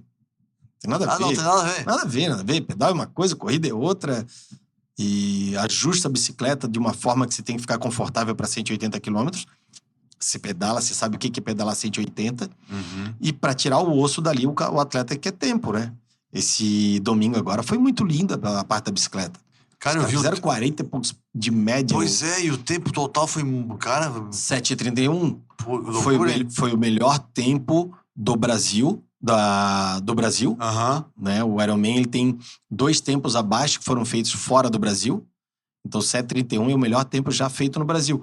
E a maratona do Messias, que é um atleta brasileiro, recorde mundial da maratona. De triatlo, né? De triatlo, 2 horas e 26. E mais ou menos o tempo que o pessoal leva na natação, bike e corrida, assim? O primeiro colocado, 4 horas e 4. A bike... 4 horas e 4. É muito rápido. É 40 tralalá de média, 44 por aí. É voar, né? Tinha subida ou não? Tem a subida do Jardim da Paz e de volta. 2 vezes. 2 vezes. E a subida do Cacupé. Aquela subidinha do Cacupé. Então, as 2 subidinhas são essa. Entendeu? Então, assim, é um trajeto bem plano, então isso... Mas mesmo assim, né? Privilegia muito você bater o recorde mundial. E foi por isso que, em 2017, a maratona ia até Canajurê e voltava. Então, a gente pegava aquele morro da maratona, aquele morro da igrejinha ali de Canajurê, o morro bem em pé. Então, a organização tirou. Hoje, a maratona é 4 voltas ali embaixo, para melhorar o tempo. Porque já sabendo que dá para ser um local de bater o recorde mundial. Então, Florianópolis tem isso. O pessoal também vem para bater o recorde aqui. Quando você terminou a prova, qual a sensação, o sentimento? Então... 10 meses de preparação foi pouquíssimo tempo, né? Aprender a nadar, cara. Eu vou dizer pra ti assim, eu fiz algumas provas na vida de competição, assim, que elas são muito legais. Brasil Ride são provas loucas, né? De 7 dias andando em trilha, por trilhas realmente difíceis, em temperatura 40 e poucos graus. Teve o Mundial de Mountain Bike no Brasil, que eu corri também. nada é igual a correr um Ironman pela vibe de Florianópolis. O pessoal não faz ideia do que o povo daqui e do bairro de Jurerê respiram aquela prova quando você tá correndo. Legal. Algumas coisas, assim, que quem nunca correu não faz ideia. Tipo assim, você tá correndo, você tá lá com a plaquinha Samuel. Aí umas pessoas que tu nunca viu na frente, elas também nunca te viram, só que elas leram o teu nome na placa. E aí olha lá vem o Samuel, lá vem o Samuel. E são 4 voltas ali embaixo, né? Então, na minha época era uma longa e 2 curtas. Então, quando eles te viam com as abraçadeirinhas, eles já sabiam que tu estava vindo para a última volta. Aí eu vindo mais longe, aí umas meninas gritando, lá vem o Jean, lá vem o Jean, lá vem o Jean. Eu olhava assim, e juro que eu olhava... Não conhecia ninguém. Tentando reconhecer, eu não fazia ideia que nada. E o pessoal falava, não, elas lêem o nome, já grava de longe, e as doidas ficam lá gritando, umas tiazinha gritando. Que legal, cara. Então, assim, é muito... A Florianópolis respira a prova. Respira, é muito, muito legal. Eu recomendo todo mundo que pensa em fazer um Iron. Os treinadores vão me matar, o que eu vou falar agora. Vai lá e te inscreve pro Iron Full, de cara, nada de 70.3, se preparar um monte. Vai lá e faz o Full. Depois tu fica no 70.3. Eles são mais divertidos. Mas de primeira, vai lá e faz o Full. Todos os treinadores vão galera, matar. você que tá com a intenção, com a vontade de ser um Ironman em Floripa, Dá. tá aí a dica do Jean. Dá, Se inscreva, em 10 meses aprenda a nadar, engole o choro. vai treinar no Nordestão do Jurerê, É isso aí. tomar água na cara. E o pessoal fala muito sobre a natação. Todo mundo que se inscreve pro Ironman como iniciante, eles ficam muito preocupados com a natação. Certo. Do tipo, eu venci a natação, o resto vai. Vai. A dica que eu dou do Ironman, o Ironman, pra mim, ela é uma prova de 180 quilômetros de bike. E eu sou do ciclismo. É o esporte que eu domino. Eu não sei correr e eu não sei nadar. O Ironman é uma prova de 180 quilômetros de ciclismo. E ponto. Seja pra você vencer, seja pra você completar a prova. E no treinamento, tu chegou a correr a maratona? Não. Nunca? Não. Distância máxima que eu fiz, 30 km. 30 km. Na esteira.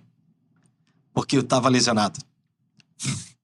Tu não sabia nadar, tu tava lesionado. É porque, assim, eu parei de treinar em dezembro pra poder tocar a loja. Tem a vida comercial do negócio, né? Tem isso, né? Claro. A gente tem a atividade... Tem que abrir lojinha, uma vez, né? Que atrapalha a gente. Trabalho atrapalha de um jeito. Então, assim, em janeiro eu voltei a treinar e eu estourei o joelho bem feio. Então, eu treinei de janeiro até final de fevereiro. Somente eu corria dentro da piscina. Eu não podia tocar o pé no chão. O joelho tava um pão. Então, de janeiro a final de fevereiro, a treino de corrida era dentro da piscina. O dia que você estiver numa piscina com água na cintura... Tenta correr para entender o desespero que é. E aí, de fevereiro até maio, eu só podia correr na esteira. Eu não podia botar o pé no asfalto porque o joelho estourava. Então, eu fiz 30 km na esteira. Na esteira? Na esteira. Então, meus treinos longos, de 30, de 20 e pouco, 26, tudo na esteira. Caramba. E aí, depois eu fui pra rua no Iron. Só no Iron? Isso. Não acredito. É isso aí. Sério mesmo? É isso aí. Então tu tinha que ter ganho a medalha, cara. Mas eu tenho. Tá lá. O troféu, o dinheiro, Tá lá, o prêmio. Tá lá a medalhinha lá de finisher. Eu tô encantado com a tua história, tanto da loja, do Ironman, tu é uma figura incrível. E nós estamos chegando aí no final do nosso podcast, né? Privilégio ter você aqui. E me ajuda a entender o que é essa experiência do Iron, né? Te ajudou a melhorar como ser humano e como empresário. Em primeiro lugar, assim como eu falei, essas 3 pessoas da natação mostraram um outro lado de respeito também, porque quando a gente compete, você olha para uma pessoa e você fala assim, eu passei minha vida inteira competindo, aquele cara lá não dá conta de andar com a gente e tal. Se ele não dá conta, você vai lá, dá a mão para ele que ele vai dar conta. Entendeu? Então, assim, esses 3 caras fizeram mudar muito a minha conduta na bicicleta, com quem realmente não sabe andar em trilha. Então, assim, isso mudou muito. E o treino do Iron, ele exige muita resiliência e muita disciplina. Se você não tem a disciplina, então assim, ó, eu acho que, por exemplo, se o Samuel quiser fazer o Ironman ano que vem, E se você perguntar pra mim, cara, eu não consigo. Se você falar pra mim, eu não consigo, eu brinco contigo, como eu brinquei aqui nos bastidores, eu falei, eu aposto contigo como você vai lá e você termina. Entendi. Eu boto o dinheiro em ti e você vai perder o teu dinheiro comigo. Você vai lá e você vai terminar.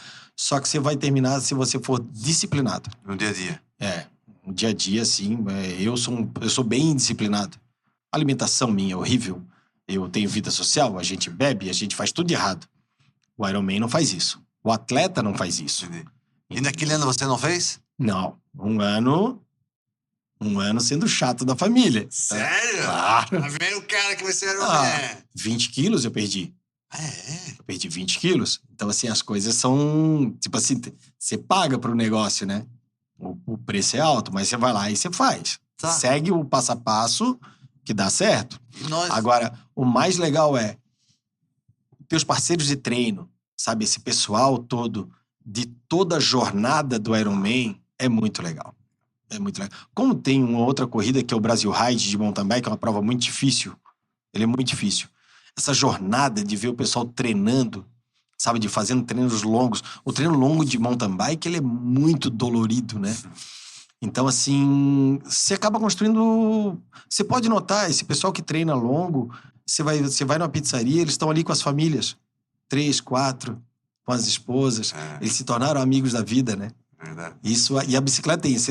Você deve ter feito amigos pela bicicleta.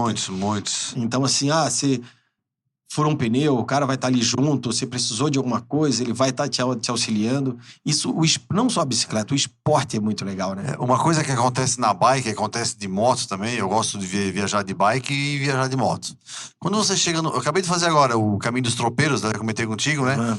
E fui até o Corvo Branco. Cara, você chega lá numa cidadezinha, numa vila, de bike, com a mochilinha nas costas ali, as pessoas te recebem com tanto carinho, cara. É um negócio assim que parece que a gente tá realizando o sonho dos outros, porque muita gente já teve vontade de fazer isso e não tem a coragem do desprendimento, de abrir mão de algumas coisas, porque a gente tem que abrir mão de algumas coisas para fazer outras. É isso aí.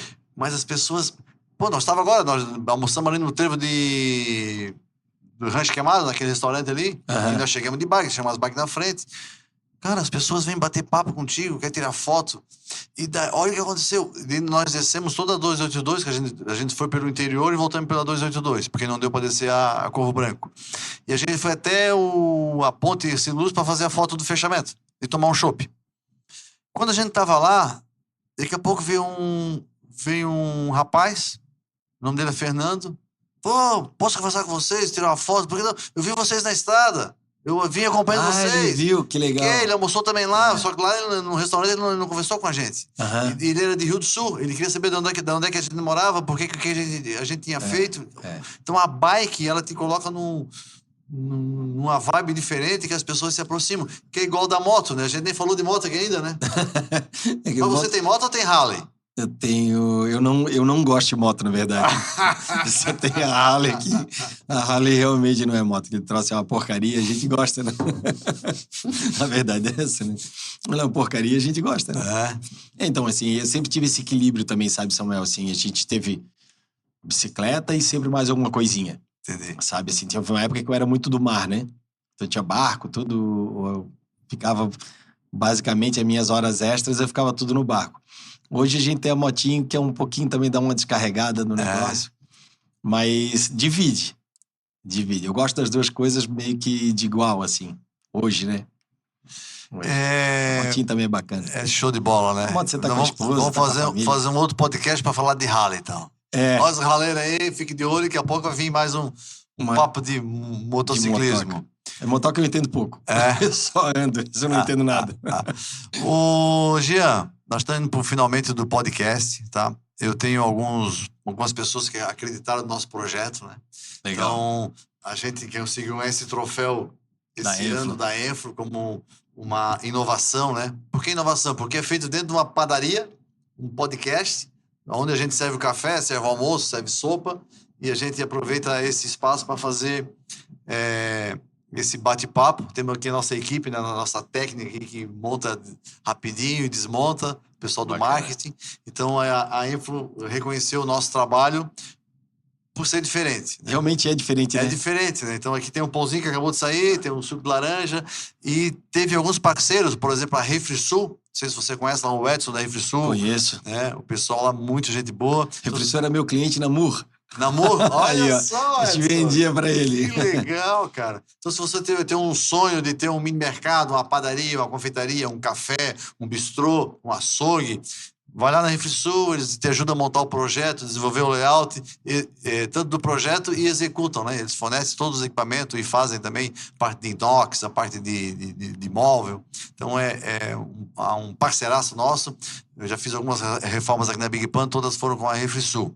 Temos uma empresa chamada Conexo, que ela trabalha com tecnologia para resolver os problemas da gastronomia.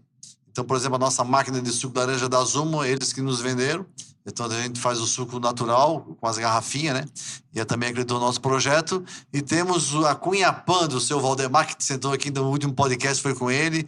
O seu Valdemar tem uma empresa de 39 anos, que completou agora dia 1º de junho, que nos fornece as matérias-primas para fazer pão, né?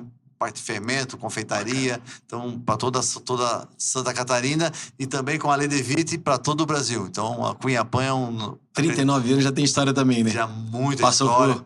Passou por parábolas de mercado que eu digo que existe, né? Isso. Então é esse o ponto do empreendedor, né? A gente é empreendedor que vira empresário e que cada momento difícil a gente tem que empreender de novo, né? Exatamente. Se reinventar, né? Se reinventar. Então, essa veia de empreendedorismo acompanha o empresário ad eterno, né? Verdade. E quando vai o avô, vem o filho e vem o neto, né? Então, e todos os três são importantes, né? O pessoal pergunta para mim, né? E agora? E agora, José? Assim, eu tô a minha filha não é arquiteta, né? Agora acaba. Ninguém sabe, né? Talvez o neto. Ninguém sabe. Quem sabe o neto entra no setor de bicicleta também. Ninguém sabe. Mas, por enquanto, a geração vai findar que a filha não veio pro lado da bicicleta, não. É cedo para decidir ainda, Jean. Para você que é cliente do Jean Hoffman, que assistiu o nosso podcast até agora, ou se você não é cliente, né? Quando é que o pessoal te acha? Qual que é o endereço? A nossa loja fica em Capoeiras, na rua Cândido Ramos, na rua da Royal Enfield. Tem o nosso Instagram também, Ciclis Hoffman, onde a gente coloca todas as novidades, a gente coloca todos os nossos produtos lá. Certo. E a gente trabalha com toda a linha, né? Desde a linha de entrada, a linha de mais alto desempenho. Então a gente tem oficina, enfim. Esse tempo todo que a gente tem de mercado, o que a gente não aprendeu, eu acho que a gente já se acostumou. E você mexe em qualquer tipo de bike, mesmo que você não tenha vendido? Como é que funciona? A gente trabalha também, exatamente, qualquer tipo de bicicleta, qualquer linha de bicicleta, desde a mais simples, desde a infantil, mais simplesinha, até a mais sofisticada. Se você tem uma bicicleta bem comumzinha, a gente vai trabalhar com ela. E isso até, de novo, por raízes, isso a gente nunca vai parar. Raízes, eu acho que a gente deve isso à sociedade, de fazer essas bicicletas mais simples, também das bicicletas melhores, onde a gente gasta mais curso com mecânico, onde a gente consegue deixar o pessoal mais preparado ali, porque realmente precisa. Uma empresa longeva como a sua, como a Big Pan, que tem 40 anos também, está fazendo, 39 anos agora, tem que mesclar essa tradição, né? Exato. Com a transformação, com a tecnologia, com a inovação, né? Porque senão não sobrevive, né? E saber conviver com a parábola, né? Da onde a gente, assim, tem hora que o mercado tá ruim e a gente pensa, e agora? Daí ele muda. Pra onde é que eu vou, né? E ele muda. Rapidamente, assim, a nossa loja, ela trabalhava com bicicleta, pintura, mobilete, uma época super forte, aquela época quase não se consertava bicicleta, só se fazia conserto de mobilete. Então, nos anos ali 86, 87, 88, basicamente, você chegava na loja, era só mobilete, aí aquilo parou, sabe? E aí entramos no ramo das bicicletas melhores agora. Então, a gente hoje, agora, como falei anteriormente, pós-pandemia, o mercado está dando uma certa reformulada de novo. E é engraçado como eu fico olhando o mercado lá atrás, eu lembro do pai mudando as coisas. Certo. E é coisas que eu tive que mudar agora pra gente também.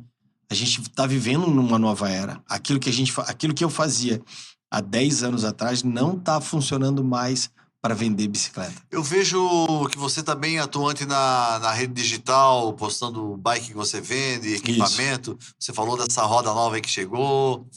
Como é que é para você essa transição e fazer negócios via internet e via o digital? Honestamente, eu não gosto. Eu sou a pessoa ainda do... Sentar contigo, olhar nos teus olhos, só que isso não funciona mais. Então, assim, ou você vai pro digital, ou você morreu. Entendi. Ponto. Então, eu gosto mais de atender o meu cliente olho no olho, a gente cumprimentar, aquela coisa mais calorosa. Mas eu te digo que hoje 90% da minha negociação está digital. Sério? 90%? 90% digital. É incrível. E aí a gente fica no celular ali, gastando o dedo o dia inteiro. E parece que não tá trabalhando. Não, isso, parece que a gente tá ali... Vai fazer alguma coisa, rapaz? Olhando piadinha, né? Não, assim, mudou. E a gente, né, eu digo que os 50 mais, eles começam a ter um pouco de dificuldade digital, né? Então, essa é eu digo que é outra mudança do mercado. E eu acredito que vai mudar ainda mais com a inteligência artificial. É verdade. É incrível. É verdade. A pessoa foi lá na loja e eu sempre pergunto, né? Como é que você chegou aqui? Ele assim, cara, eu botei na busca pela inteligência artificial e mandou vir na tua loja. Aí eu assim, caramba, meu. Da onde, cara? Ele falou isso pra mim, eu fiquei assim, ó, pronto, aí o próximo passo que vai ser difícil a gente se adaptar. Jean, deixa eu te contar um caos. Cara, há um tempo atrás, faz uns 6, 7 anos, o Rafael, meu filho, queria implantar uma forma de pagamento, acho que era PicPay, não assim. Uhum. Ô pai, tal de PicPay, não sei o quê, vamos botar... Pai, quem é que vai usar isso aí, cara, na padaria? Não, vamos botar, daí tá. Cara, no dia... Até parece que foi combinado. No dia seguinte, não entrou uma senhorinha mais idosa. Vocês aceitam o tal do PicPay? Eu falei, não acredito que eu tô mais atrasado do que ela. Então, assim, eu, por exemplo, não tinha nem Instagram até dezembro. Acabou sendo criado por causa do podcast que está sendo feito dentro da padaria. Então, e desde 2009, daí por causa do Rafa, nós começamos a vender através do aplicativo. Através do aplicativo. Da Uber, do 99, do iFood. Hoje tá só o iFood, né? E eu também fui contra. Eu falei, quem vai comprar pão pelo aplicativo, né, cara? Minha filha, minha esposa. E hoje é um canal de venda que mais tem crescido dentro da padaria. É o digital, pelo trânsito, pela segurança, pela comodidade, pela falta de tempo, né? Pela praticidade. Então, nós estamos aprendendo. E daí veio a pandemia, né? Que de um dia para o outro só se vendia pelo aplicativo. E daí então, nós já tínhamos um know-how de 1 ano. Eu acho que a gente viveu isso, né? Nada mais escola do que é a pandemia pra gente, né? Tudo que funcionava deixou de funcionar. Tudo aquilo que a gente fazia deixou de existir. E hoje, no meu mercado, a gente ainda está vivendo ela. O mercado, ele mudou muito. 2023 estava louco ainda. Sabe, de não ter mercadoria, de ter muita mercadoria e aí muita redução de preço.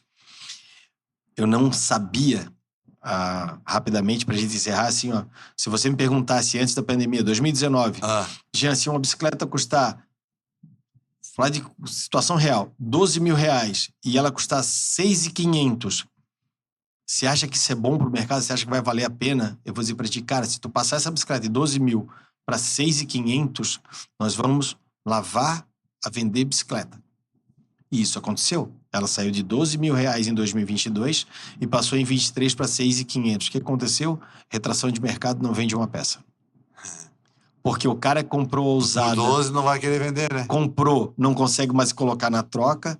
Aquilo trancou de um jeito o mercado, então eles estavam torrando o preço para poder tirar os estoques. Quando torram, tu tens o teu estoque na tua loja, o que tu faz com aquele dinheiro? Entendeu? Desvalorizado. Então a gente passou uma dificuldade muito grande em 2023, muita gente perdeu muito dinheiro, eu estou dentro deles, de quem perdeu muito dinheiro em 23, e agora 2025 está se moldando uma recuperação. Sabe, graças a Deus, assim, em 2025 a gente está respirando melhor. Pessoal, esse foi nosso bate-papo de padaria de hoje. Para você que é empreendedor, que é empresário, entende bem o que a gente está falando, que a empresa é como se fosse um ser vivo, né? É isso aí. Ela tem que estar batendo, pulsando, tem que ter mente, tem que ter alma, tem que ter espírito. E cada dia é um novo dia, porque o cliente mudou, o mercado mudou, a moeda mudou, o estilo mudou, a comunicação mudou. Então, empreender não importa se você foi o fundador da empresa ou se você assumiu depois, né? Você vai ter que fazer a sua parte, né? Como uma corrida de revezamento, né?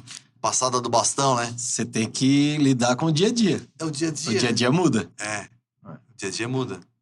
Então, pense, enquanto a gente estiver respirando, é possível fazer diferente, é possível fazer melhor, é possível evoluir, é possível fazer acontecer. Jean, você é um exemplo disso. Obrigado Obrigado, Deus te abençoe, pela sucesso. pelo papo. Tamo Agora a aí. gente tá devendo um pedal junto, né? Vamos pedalar, vai acontecer, hein? Tem que pedalar junto agora. Galera, dá aquele joinha, se inscreva no nosso canal, tá aumentando bastante o número de inscritos, compartilhe com seus amigos, seus colegas, para quem gosta de bicicleta, quem gosta de empreender, quem gosta de um bom papo, quem gosta de padaria, assista e compartilhe o Papo de Padaria. Tamo junto. Boa.